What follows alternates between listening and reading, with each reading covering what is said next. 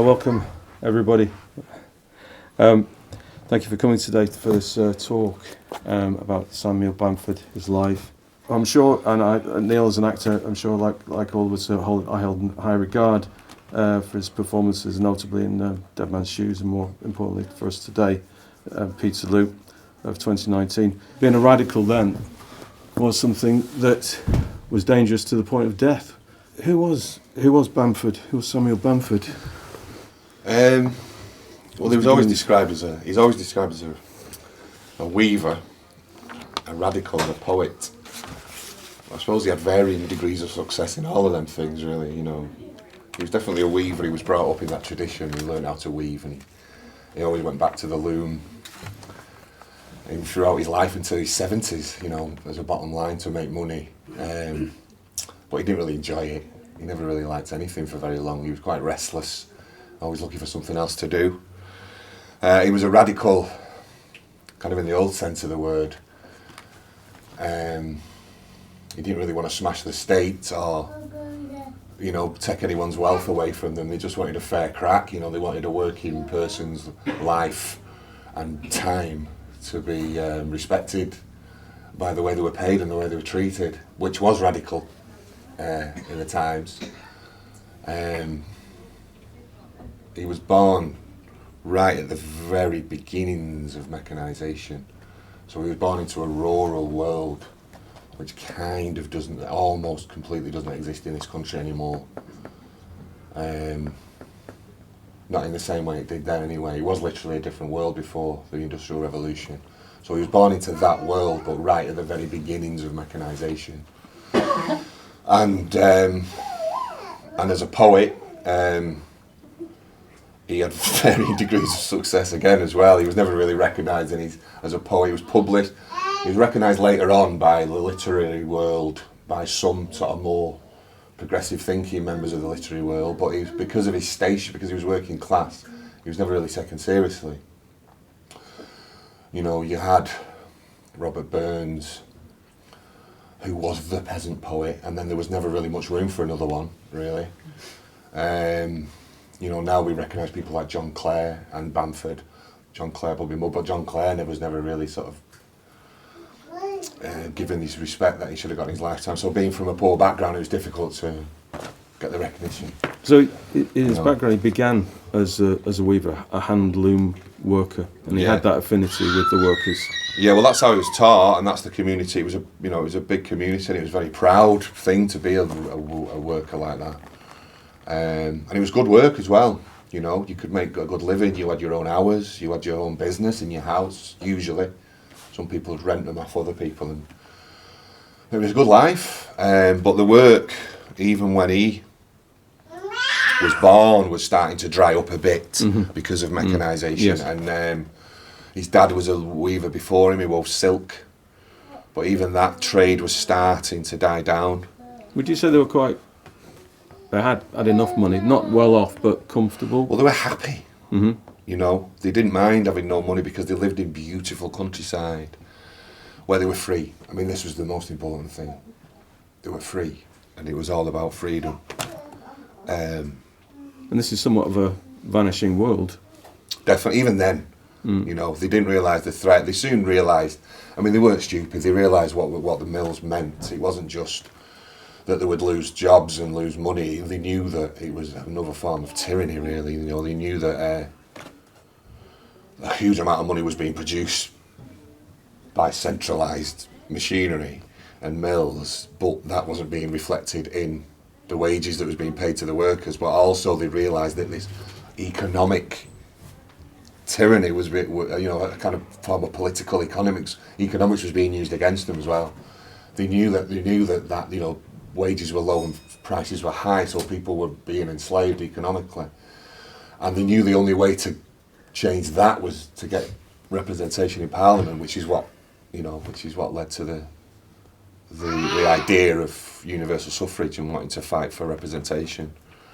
But within all that, still they still kind of accepted the status quo in a way though as well. You know, they weren't trying to. It wasn't a revolutionary in that sense, you know. That kind of came later, I think, with Chartism and things. And of course, it was happening on the continent, France with Napoleon. which is what the British government feared the most. So the times are shaping him, the conditions. Are there key events for Bamford that make him a radical? Well, or is it a collection? It was in the air anyway. It was almost like a way of life, radicalism. They were educated by the Methodists, who taught them how to read and write, and I suppose how to speak.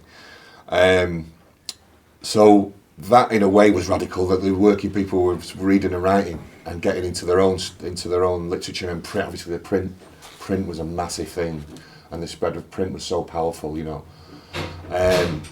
So things were changed that way. But I think it was when, for him personally, it was when he left Middleton, come down to Manchester as a teenager and started working in the warehouses in Manchester, and they started to read Cobbett's Weekly Register. This was a big thing. So as the working class began to be able to read, they were reading these things, which now are quite tame, but at the time they were seen as seditious, really, and they were explaining that the reason you're poor isn't because this is the way of things, it's because of misgovernment, you know, it's because of the government. And that changed everything for his generation, I think. Just that one publication coming out every week changed things massively, and that kind of crystallised things, whereas they were always generally new, you know, it was tyranny in general terms that they were always sort of up against, whereas that crystallised it, and then they were sort of given the intellectual tools to fight against it. And how dangerous was that, to be doing things like that, to be reading radical papers and talking like that in the clubs that Bamford Well, once they started having meetings, the authorities, because there were spies everywhere, you know, everywhere, since the Elizabethan times. You could never, every time you had three people together, you knew one of them was probably informing, you know, it was ridiculous. So they had to have meetings, and it was the Hampden Club was set up. Hampden was a parliamentary general, I think, during the Civil War. The Hampden Clubs were set up and down the country. They had them in London, they had them everywhere. And it was about parliamentary reform. Firstly for men, but women were quite kind of introduced into the equation quite quickly. Although women never got the vote for another bloody 120 odd years after Peterloo. But it was, so they had these meetings, and then it became dangerous as far as the authorities were concerned. So then they began to do things like lift the Habeas Corpus Act, which meant you could be arrested for any reason at all, you could be imprisoned for any reason at all, and if they could find any sort of hint of sedition or treason, you could be put to death. Isn't that the time he went on the run with his friend? Yeah, he did. Yeah, he did. There was a time. So this was before Peterloo. This was before the massacre had happened, but things had happened. There'd been a big in Middleton, where he was from.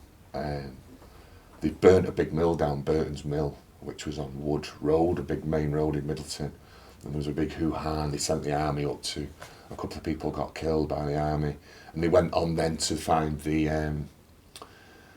guy's house who owned the mill. I think he lived in Hotwood, and they burnt that down and ransacked his cellars and got all his wine out and his cheese in the garden and thing, and ripping down all the textiles which they, of course, had been making. He had them all hung in his house. So there was that things like that had happened, and also there was things further afield. So they'd lifted this act, and they were terrified because of what was happening on the continent as well. This was really fueling the government's paranoia about the monarchy, you know, with the monarchy at stake. So yeah, they lifted it, and they were all under threat of arrest because they'd been going to these meetings, which sometimes they disguise the meetings as like ornithology meetings or bird watchers kind of meetings and things. And in Middleton, they used to have them in the Ring of Bells upstairs. Yes. But they were being watched, and obviously there was people infiltrated all the time. He was under threat of arrest, and they lifted the act so that you could be arrested for any reason just walking down the street. It's a little bit like that now, isn't it? And him and Healy set off on a kind of odyssey around Lancashire, which was kind of a pub crawl, really. and the idea was that they'd go away, and what you could do as a weaver is, if you found somebody in another town who was a weaver, this was kind of a known thing amongst weavers, you take your stuff in, your raw materials, and you do a bit of work on their loom, and you'd give them a bit of a percentage of your profit. So that was a common thing. Lots of soldiers coming back from the war and things that had no money, they'd do that, they'd go and use looms in people's houses. So this was the idea. They'd make a bit, but it just ended up as a big piss up, which is virtually everything endeavour that they took on ended up in this way. But there is a good story related to that. Shall I do a bit from here? Yes, So it's please, good to hear please. Sam's words, isn't it, I think. So this is from his biography. He did 2 biographies, early days, and what's the second one called? Is it Confessions of a Radical or something? Life of a Radical. Passages in the Life of a Radical. So they're both incredible books. They're interesting from a politics point of view, but it shows you the world that he lived in, and these little intimate conversations and things that happened in these houses and on these streets. That's the bit I find fascinating, the little intimacies that went on in the street 200 years ago between people. It evokes that world, and you don't often get that in literature. Poor people weren't represented. If they were, it was somebody from outside writing about them. It wasn't written on the inside. So this is, I don't know, I guess around about 1816 or something. So after the wars, when a lot of the soldiers come back and they had no money and things were getting quite heated, and they lifted the Habeas Corpus Act. So he says, wearied at length with the continued alarms of my intended arrest, I consented to leave home for a day or two to find some place where, unknown, I might earn a subsistence until the cloud was blown over. Joseph Healy, the doctor, so this was his best mate, so he was from Chadderton, and his dad had been a kind of doctor, but a bit of a quack as well. But as such, he was allowed to prescribe powders and things, and he had a few skills, the doctor, with his scalpel. He had a little kit with him. I mean, he was a weaver, basically, but he was a bit of a chancer, Joseph Healy, the doctor, determined to accompany me with a like view, and so, in the thick grey morning, with light purses and somewhat heavy hearts, we left our humble but dear homes and struck into the open country. After traversing this beautiful valley of Holcombe for some distance, we entered a public house, surprise, surprise, and took seats in the kitchen. A stumpy, rosy-cheeked lass with cherry-ripe lips and arms as red as apples served us with ale, after which a decent elderly dame came in and told her, "Go and get some more of that stuff, for Mary's tooth were no better." I nudged the doctor, who immediately took the hint and informed the dame that if any of her family were ill of the toothache, he was a surgeon and could extract it if she liked. And in confirmation, Healy pulled out a case of lancets and his tooth-drawing instrument. At this moment, the young woman entered the room with her face rolled in a flannel and one cheek puffed and swollen. And being in extreme anguish, she suffered him to examine her mouth, after which he assured her it would be a mere flea bite. And at last she consented to have it drawn. Now, I never like to hear the crash of bones being ripped from living flesh, so I walked into the yard. But I'd not been there a minute ere a piercing scream called me in again. I beheld the young woman on the floor, sputtering blood, and the doctor also on the floor near the fire and swamped in a pool of cream, the mug of which lay in fragments beside him. I could not refrain from loud and hearty laughter. I assisted the young woman to rise, but my mirth was soon abated when, on spitting out, 2 teeth instead of 1 dropped into the lap. The doctor, in the meantime, had got up and began to remove the fluid from his face and clothes. He was silent and looked very rueful. The old woman came into the place with 2 men. One of them we understood to be a constable, and the other one an overseer. "These are 'em," she said. "You'd seen what havoc they'd made, and if they hadn't come, they might have killed us for all I know." This little devil, pretended to be the doctor and put a pair of pincers into wench's mouth, and has very near pulled her head off. And t'other's no better than him. Besides, they broken my jug and shed my cream. "And look at these," said the patient, casting an enraged glance at the doctor. "He's pulled out 2 teeth instead of 1. The doctor begged to be heard. The constable said that he had been sworn in at Oakham Court, and he mun do his duty, and if there were a charge, he wouldn't take us before a magistrate. And the officer said, that were reet according to Burns' justice. Now, I did not relish the idea of going before a magistrate just at that time, so I and my friend were quite prepared to go with the gentleman anywhere to have the misfortune explained, but I suggested, as they appeared to be men of good understanding and respectable manners and seemed to know something of the law, I thought the matter might as well be talked over a little, and if a glass of something to drink were to be added, it would not at any rate make matters any worse than they were. This was declared to be very reasonable by all parties. A jug of warm ale with some grated ginger in, along with tobacco and pipes being placed on the table, we drew around the fire, and Healy now requested that the young woman might be called. He very submissively requested to see the teeth. They were produced. He wished to examine her mouth without his instruments, which was also conceded after some persuasion, when he cleverly slipped one of her teeth, the sound one, into the orifice from which it had been taken, and gently compressed the gum to make it close up. And ordering a squib of rum, he declared her as well as ever. The patient did as she was bid, but instead of putting out the rum, she swallowed it and said she felt better. This made Healy proud as Chanticleer, and taking a hearty draught of the ale, he said he would not stand in second place to any doctor they could produce in the whole country.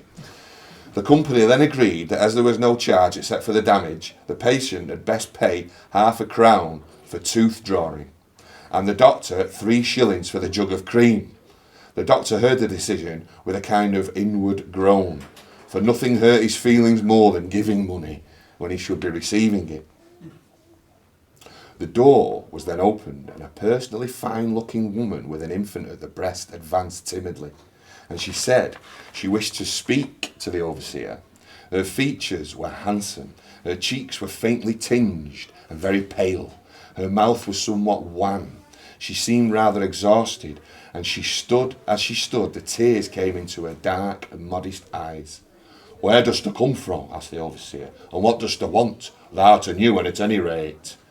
She said she came from Musbury and wanted relief for her husband, herself, and the 2 children, besides the infant.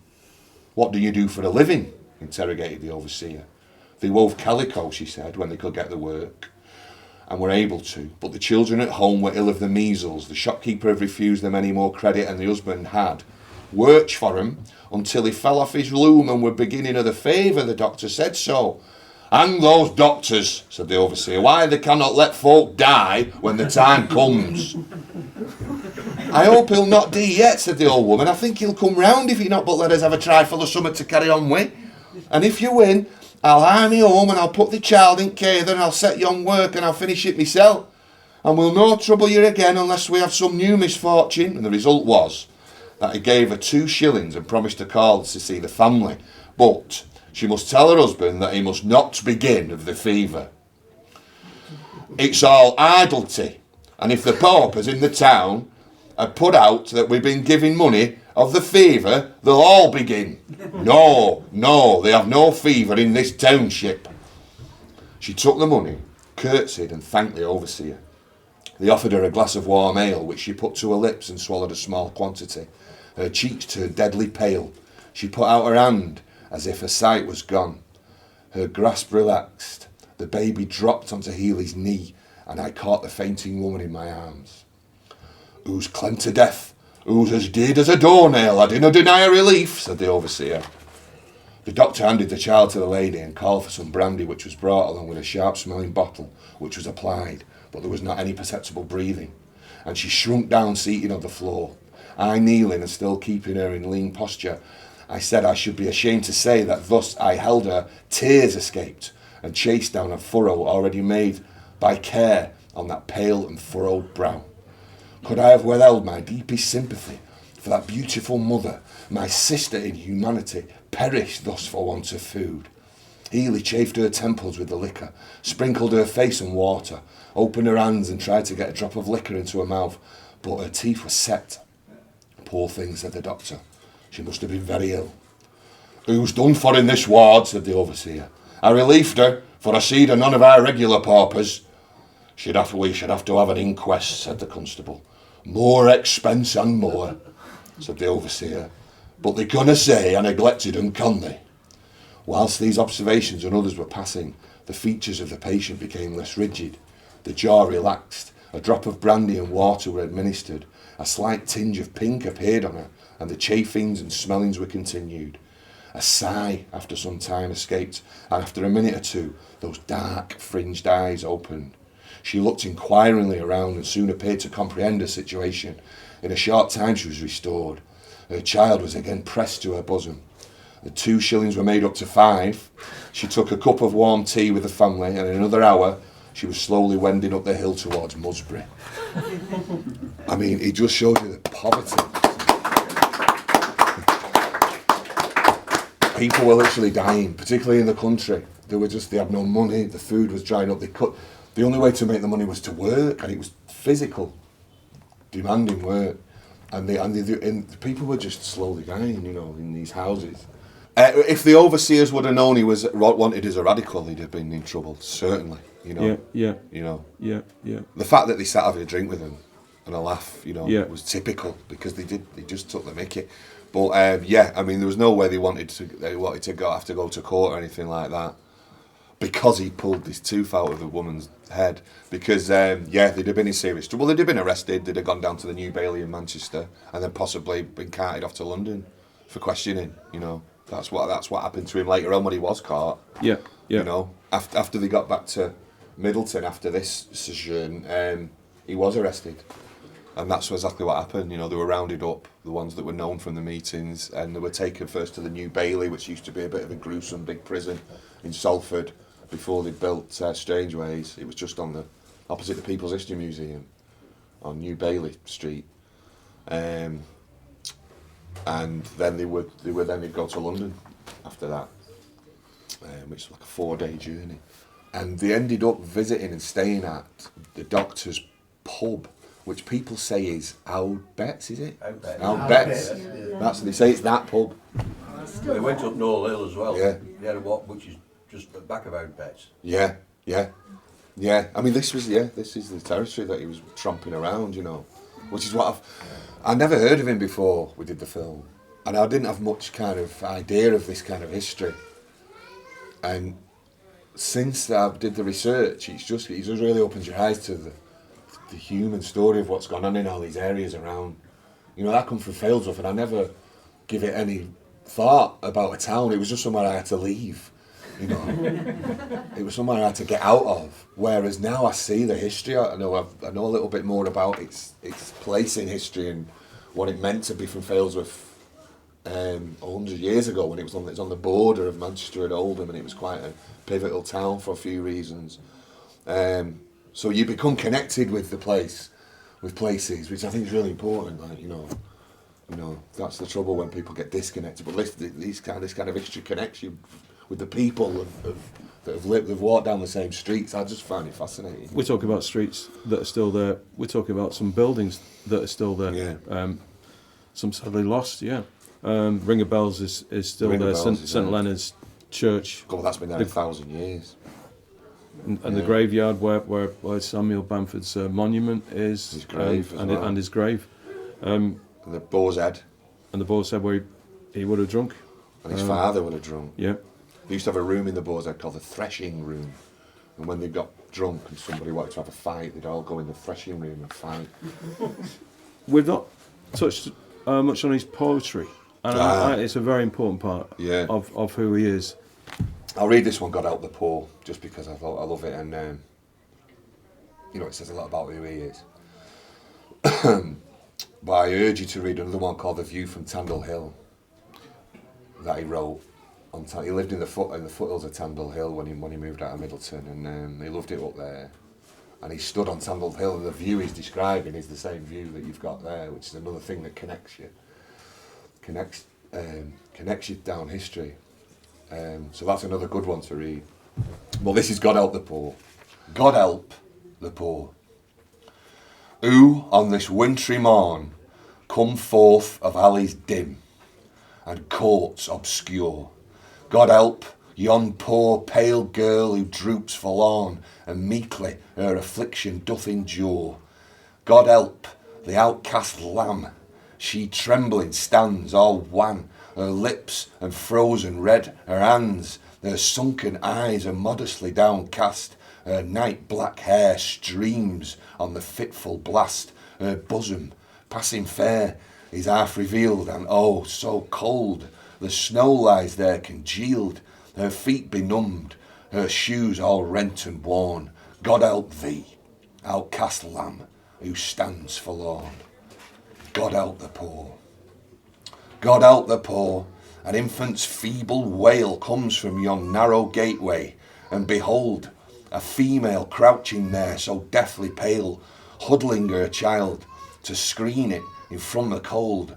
Her vesture scant, her bonnet crushed and torn, a thin shawl doth her baby dear enfold, and there she bides the ruthless gale of morn, which almost to her heart hath sank its cold. And now she sudden darts a ravening look, as one with new hot bread comes past the nook, and as the tempting load is onward borne, she weeps. God help thee, hapless and forlorn.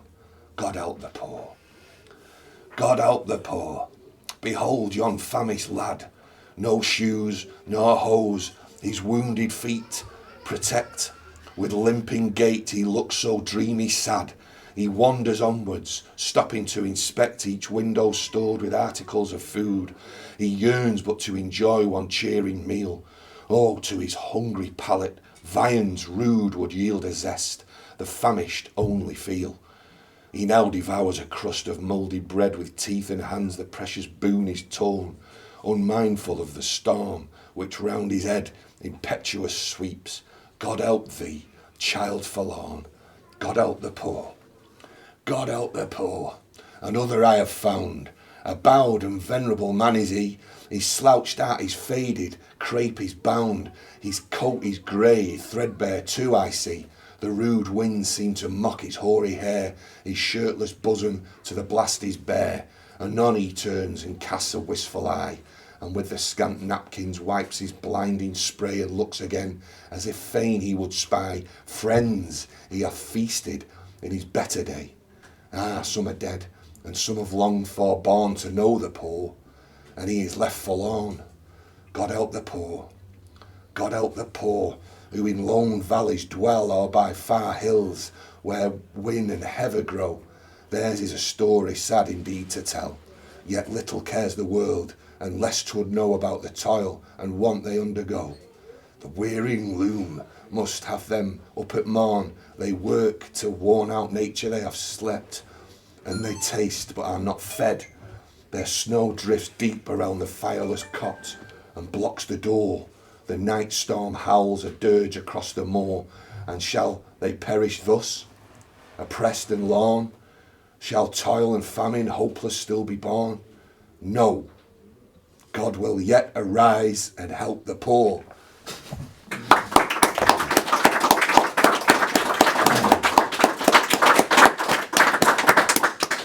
Oh God! Terrifying, rebellious sentiments. Yeah, it's that this thing about arise. God will yet arise. Yeah. Neil, I'd like to touch on Peterloo now and the film and the process of working with filmmaker Mike Leigh.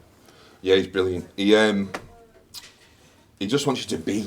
You know, he doesn't want you to kind of act in any way. He wants you to be. So the process is all about becoming. What you got to do is you got to think about people that you know, who you think have got attributes of the character. So it starts off with research. This is when I had to read about Bamfrod. I had to read about the Times. They sent us so much. We had the historian from Cambridge was working on the film with us, and she sent us reams and reams of stuff, and not just about Bamfrod, about the whole time around him. So you just got to immerse yourself in all of that, and then come up from an acting point of view. You've got to come up with people who you know personally. So it can be anybody really who you think have attributes towards what his character is like. And it's harder than it sounds. It's kind of crazy who you do actually end up with. But you think, well, this guy likes to talk and he likes to think he's a kind of authority, so maybe there's aspects of this guy. And I know another guy who's kind of a solid working guy and you can trust him, and like this is another one. So you find these people, but they've got to be people that you know, and then he wants you to just sit in a room and be them. So you just do that. You kind of just imagine what they're like. You know, one of these guys always sort of sticks his chin out and he's always scratching his hand, he's got a bit of a wart on his hand, so you just kind of, you know, he doesn't want you to have a scene, like pretend there's a phone call or anything, it's just being them in the room. So he said, just be that man, you know, and I'm going to go out the room and come back in about 10 minutes and we'll just see how we are. So you kind of like, and then he leaves, you know, and I'm sat in Mike Leigh's office in Soho and I'm on my own, I'm supposed to be somewhere. So you do, and you start sort of pottering about, and you realise that you kind of, you're taking on the movement and you're thinking like the person. And after a while he's coming in, he's sat there with his legs crossed in the corner, like a little Buddha, and you just being, and then he said, right, okay, come out of character, because he's obsessed with being in character and out character. There's got to be a strict divide. So, you know, he said, did you feel him, you know, did you get him? I said, yeah, I think I did, yeah. And he says, I certainly felt him, you know, because he's very intuitive, you know, it's all about the vibes with him. So, you do that and you get at least three, more if possible, but you always want it to be three. And then you practice becoming the one, and becoming the other, and becoming that one. But before that, there's a lot of discussion about why you think these people are appropriate and whether or not they're going to be, whether or not he thinks we can use them in the thing. And sometimes it's someone really obscure, because you bring in the people that you think you know, and he doesn't like the idea of it. So you think, well, I know this guy who I met like the other day in the pub, and he was saying, anyway, try him, use him. It's like you're grabbing people out of amazing. So you use these people and you practice being them, and then the magic happens when you start. On one of the sessions, you literally go from one to the other, and one to the other, and you go round and round and round and round and round till, as he puts it, the scaffolding falls away, and you've got, he called it character X. He says, we're not quite ready to call it Sam Bamford yet, but we call it character X, and you feel it, and you're buzzing. I was buzzing off it, and you get to that character. So then, as with that character sort of constructed, you start to meet the other characters who you would know in the story. Bamford's wife, Henry Hunt, the other radicals, all the people that he would know. And they've obviously been through this process as well.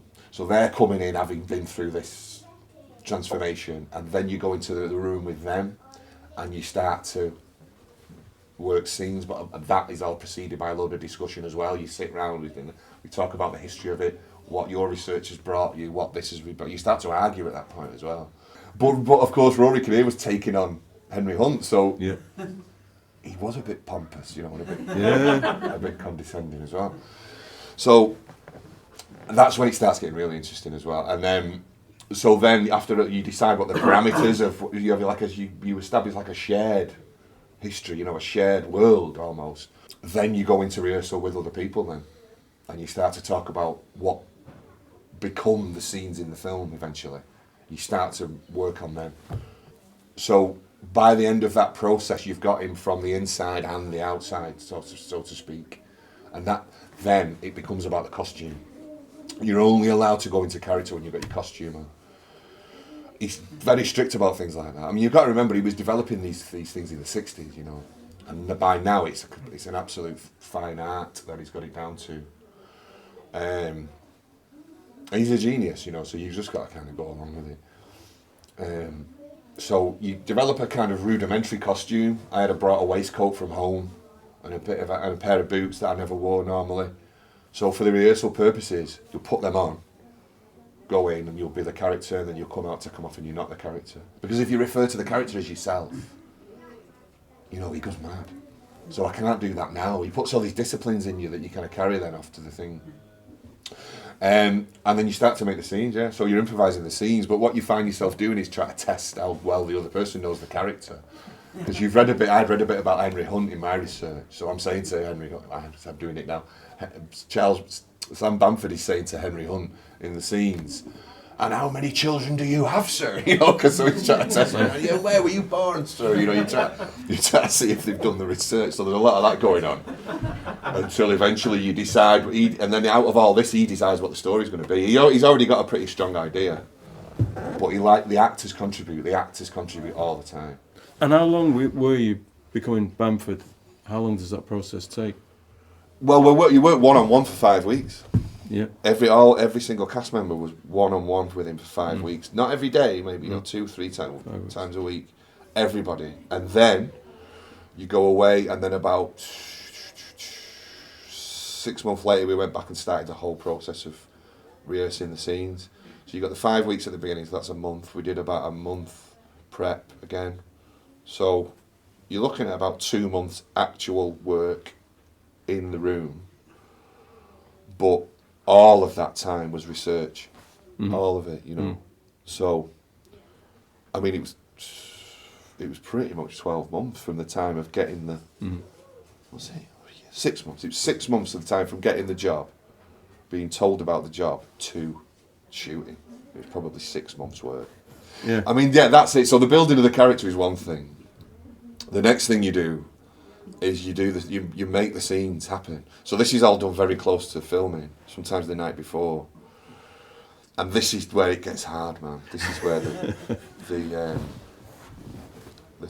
stuff gets real, because you're loving it, you know all your research, you're feeling the character, you've got your big hat on, and then you go into, so you do a rehearsal the day before that you're going to actually shoot. So this is the first film you're going to shoot with all the best heads of department in the world, Dick Pope on the camera and all these amazing people who've won Oscars and things doing the costume and the makeup, and then Mike Leigh, and you do this scene. So Bamfrod was a mouthy man. They used to call him the spouter. So in the scene, I'm striding in. Oh, hello, Dr. And he's arguing with everyone, and you do this scene, and then you stop. You come out of character. Then Michael say, "Okay, brilliant. We'll develop that bit a bit more. Say a bit more of that. Don't say that so much. Say this again. Try it again." And you make the scene until he's happy with the scene. And then obviously he's thinking from a camera how he's going to shoot it as well. Brilliant. So the next day you come on set, there's no script, there's nothing to refer to, and you've got to do the same again. Absolutely identically the same gestures, the same words, and it's just so hard.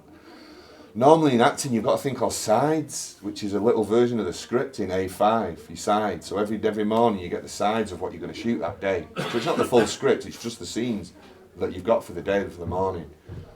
And sometimes they're out of sync or whatever, but it's the scenes in the order that you're going to shoot them. But there's none of that. So when you see a costume drama or something on the telly, they might be dressed up as like a medieval knight, but they'll have the sides shoved in the bodice, I don't want to ruin anything for you. And a microphone. But you've not got any. And so there's no safety net, so to speak. And it's horrendous. So you come out, you come in and you go, hello, doctor, and they go, cut. And he goes, you didn't say hello, you said good morning, and you didn't use that, and you used that, and you go, oh shit. So you go back again and you're doing it, and it's just horrible, and your soul starts to drain out your body. And then you start to just think of the lines then. So you're just doing the lines, but you've got none of the character. And he's just sat there, there's a full crew and everything, this is it, you're making this movie. And you just think, I've come all this way and now I am failing.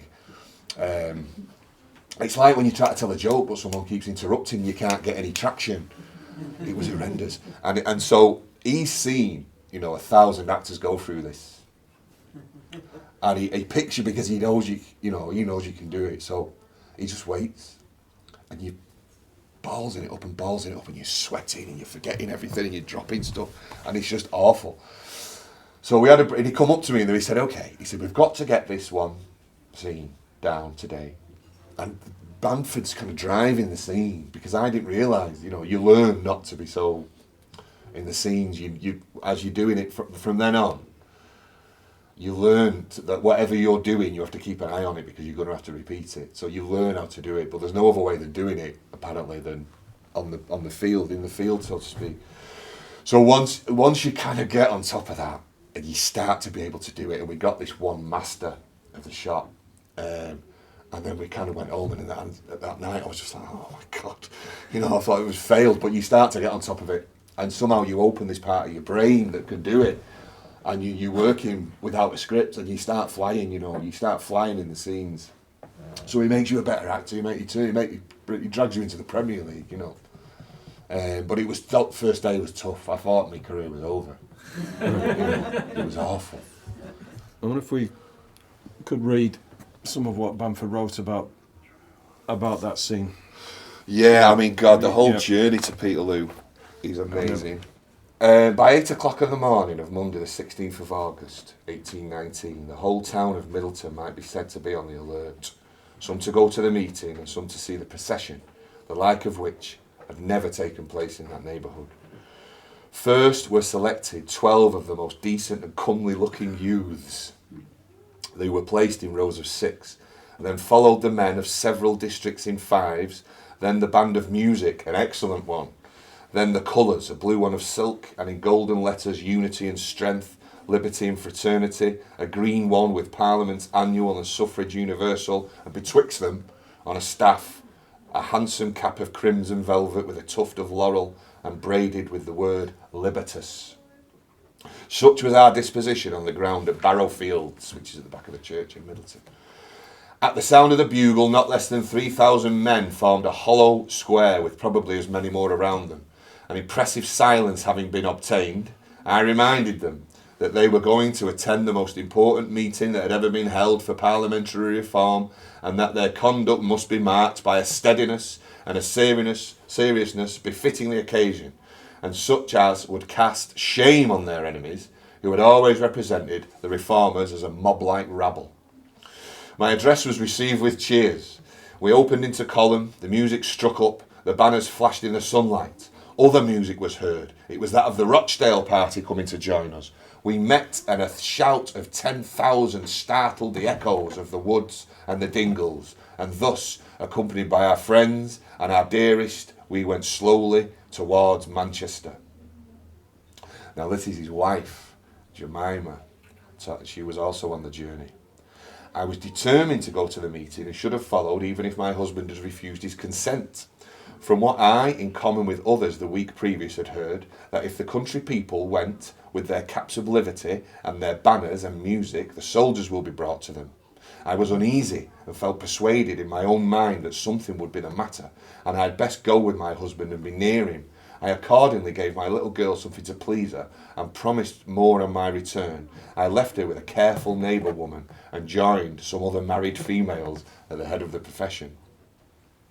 So Sam says, we had got a good length onto the high street towards Collyhurst, when a messenger came from Mr. Hunt with a request that we would return and come the lower road and lead up his procession into Manchester. At first I was determined not to comply. I did not like to entangle ourselves in the great mass now with us in the long hollow road through Newtown, where whatever happened it would be difficult to advance or retreat or disperse, and I kept moving on. But a second messenger arrived, and there was a cry of Newtown, Newtown, so I gave the word. Left shoulders forward, and running at the charge step we soon gained the other road, and administered to the vanity of our great leader by heading his procession from Smedley Cottage. At Newtown we were welcomed with open arms by the poor Irish weavers who came out in their best drapery and uttered blessings and words of endearment, many of which were not understood by our rural patriots. Some of them danced, some of them stood and clasped hands and tearful eyes. We thanked them by the band striking up St. Patrick's Day in the morning. They were electrified, and we passed on, leaving them capering and whooping like mad. We now perceived that we had lost the trail of our train and understood that we had come the wrong way.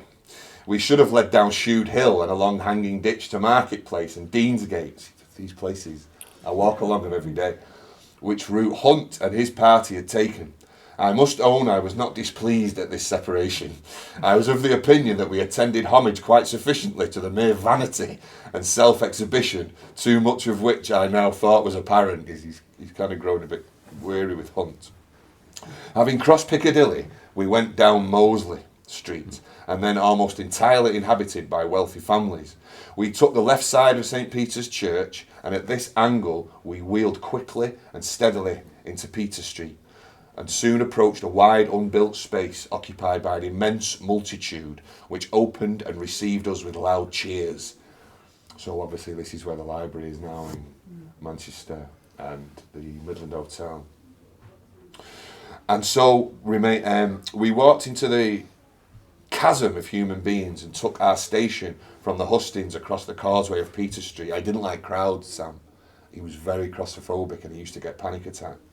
So he would have been have very mixed feelings at this point. And so we remained indistinguishable from without, but forming an almost unbroken line with our colours in the centre. In about half an hour after our arrival, the sounds of music and reiterated shouts proclaimed the near approach of Mr. Hunt and party, and in a minute they were seen coming from Deansgate, preceded by a band of music and several flags. On the driving seat of the barouche sat a neatly dressed female, Mary Files, supporting a small flag on which there were some emblematic drawings and an inscription. Within the carriage were Mr. Hunt, who stood up, Mr. Johnson of Smedley Cottage, Mr. Morehouse of Stockport, Mr. Carlyle of London, and Mr. John Knight of Manchester, and Mr. Saxton, the sub-editor of the Manchester Observer. Their approach was hailed by a universal shout of probably 80,000 persons. The meeting was indeed a tremendous one. Hunt mounted the hustings and the music ceased. Mr. Johnson proposed that Mr. Hunt should take the chair. It was seconded, so it's still a meeting. I will take the chair. I will second that. And Mr. Hunt stepped towards the front of the stage and took off his white hat and addressed the people. Whilst he was doing so, I proposed to an acquaintance that we should retire a while and get some refreshment, for which I stood much in need, being not in very robust health. He assented. We had got to nearly the outside of the crowd when a noise and a strange murmur arose towards the church. Some people said it was the Blackburn people coming, and I stood on tiptoe and looked in the direction from whence the noise proceeded and saw a party of cavalry dressed in blue and white uniform come trotting, sword in hand, around the corner of the garden wall and to the front of a row of new houses where they reined up in a line. "The soldiers are here," I said. "We must go back and see what this means." "Oh," someone made reply, "they are only to come to be ready if there should be any disturbance at the meeting." "Well, let us go back," I said, and we forced our way towards the colours. On the cavalry drawing up, they were received with a shout of goodwill, as I understood it. They shouted again and waved their sabres over their heads, and then, slackening rein and striking spurs into their steeds, they dashed forward and began cutting the people. "Stand fast," I said, "they are riding upon us, stand fast." And there was a general cry in our quarter of "stand fast." The cavalry were in confusion. They evidently could not, with all the weight of man and horse, penetrate the compact mass of human beings, and their sabres were plied to hew a way through naked held-up hands, and chopped limbs and wounds and gaping skulls were then seen, and groans and cries were mingled with the din of that horrid confusion. "For shame," we shouted, "for shame, and then break! They are killing them in the front and they cannot get away." For a moment the crowd held back as if in a pause, and then there was a rush, heavy and resistless as the headlong sea, and a shout and a sound like thunder with screams and prayers from the crowd, mailed and sabre-doomed, who could not escape. At the breaking of the crowd, the yeomanry wheeled, and wherever there was an opening they followed, pressing and wounding. Many females were found as the crowd opened, and striplings or mere youths were also found. Their cries were piteous and heartrending, and one might have supposed they would have disarmed any human resentment, but their appeals were in vain. Women, white-vested maids and tender youths were indiscriminately sabred and trampled. He with the blue banner saved it. The cap of liberty was dropped and left behind. Indeed, woe to him who would have stopped to pick it up. He would never have risen again. Thomas Redford, who carried the green banner and held it aloft until the staff was cut in his hand and his shoulder was divided by the sabre of the Manchester yeomanry. For my part, I had the good fortune to escape without injury, though it was more than I expected. I was carried, I may say almost literally, to the lower end of the Quaker meeting house, the further wall of which screened us. A well-dressed woman dropped to her knees a little on my left. I put out my hand to pluck her up, but she missed it and I left her. I could not stop. God knows what became of her. Two of the yeomanry were next in our way, and I expected a broken head, having the laurel in my hat. But one was striking one side and one was striking the other, and at that moment I stepped betwixt them and I escaped.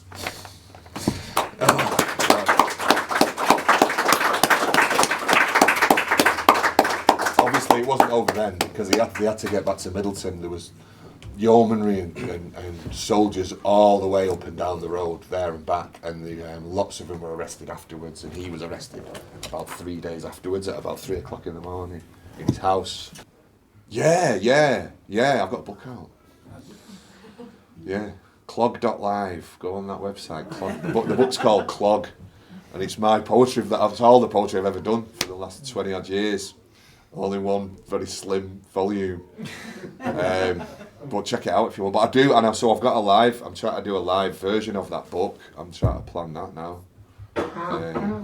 So yeah, I've not done any for a while, but I love it. Yeah, I look because in my stuff I like messing about with the words. You know, like delivering them weird and whispering and things like that. I like kind of stretching the stuff out. I like that kind of experimentation in the stuff. That's what I like about it. Is it based in Lancashire then? That sort of themes in your poetry? Manchester, definitely. Manchester. Yeah, a lot of sort of urban stuff.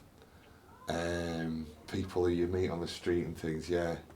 You know, homelessness. But all in the sort of language of it, you know. Yeah, the freight train that goes over twice a day. It's all these weird kind of urban things. And the canals, you know, in the middle of all these glass skyscrapers, you've got these old, what would have been new technology at the end of the 1800s, you know, now these old scars from the Industrial Revolution, these canals, they fascinate me, you know. It's a weird energy line going through the town, so stuff like that, yeah, the kind of urban gothic type of stuff, that's what I like writing about. Can you get that on audio? No, but I've recorded it for audio, but we've not put it out or anything yet. The books, if you go on clog.live, I'm doing audio versions of the poems. That's just my website. It's kind of sort of half-assed website I've got. So if you go on there, then you can hear them. You can hear them there, and you can buy the book if you decide to as well. Clog.live. So it's clog in the sense of that it's northern, but also that it was like a blockage of stuff that I had to put out in print because I was trying to think of new stuff, and all the other stuff kind of keeps rearing its head. You've kind of got to publish and get it out, even if nobody buys it, it's there then, and then you can move on to new stuff then. So it was clogging in both senses of the word. A few more questions. About? Well, I just want to take this opportunity to thank Neil and please show your appreciation. Thank you very much.